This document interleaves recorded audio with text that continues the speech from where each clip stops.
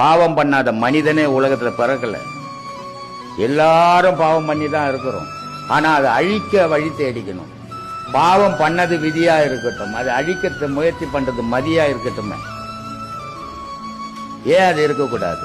அப்படி அழிச்சுட்டா நமக்கு நிம்மதியான வாழ்வு கிடைக்குமே, சுத்தமான பரிபூர்ணமான பொருள் நமக்கு கிடைக்குமா, இறைவன் கிடைப்பானே.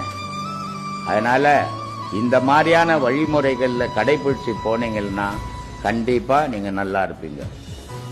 கறி சாப்பிடக்கூடாதா, மீன் சாப்பிடக்கூடாதா, இறை சாப்பிடக்கூடாதான்னு சில பேர் கேள்வி கேட்கிறாங்க.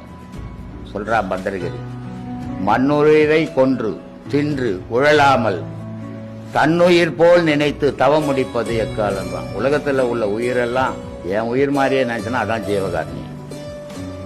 அந்த மாதிரியான நினைவை உன் உள்ளத்துல உருவாக்கினா அதான் உண்மையான ஜீவகாரணியம். பாவம் பண்ணாத மனிதனே உலகத்துல பிறக்கல. எல்லாரும் பாவம் பண்ணி தான் இருக்கிறோம். ஆனா அதை அழிக்க வழி தேடிக்கணும்.